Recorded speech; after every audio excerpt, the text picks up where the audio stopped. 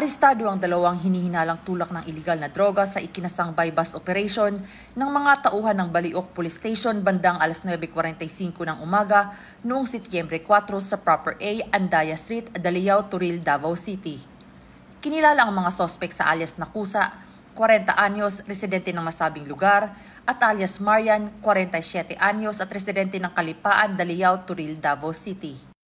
Ang operasyon ay isinagawa sa ilalim ng koordinasyon sa Philippine Drug Enforcement Agency. Umabot naman sa kabuuang 12.46 grams ang nakumpiskang droga na tinatayang nagkakahalaga ng 84,728 pesos. Ang mga sospek ay nahaharap ngayon sa kasong paglabag sa Republic Act No. 9165 o ang Comprehensive Dangerous Drugs Act of 2002. Ang matagumpay na operasyon na ito ay patunay ng patuloy na pagsisikap ng mga otoridad na sugpuin ang iligal na droga sa ating komunidad.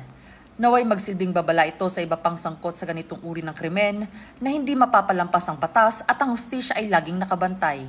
Mula rito sa Police Regional Office 11, ako ang inyong PNN Correspondent, Patrolwoman Shaira Rose Aquino, alagad ng batas, tagataguyod ng Balitang Pulis.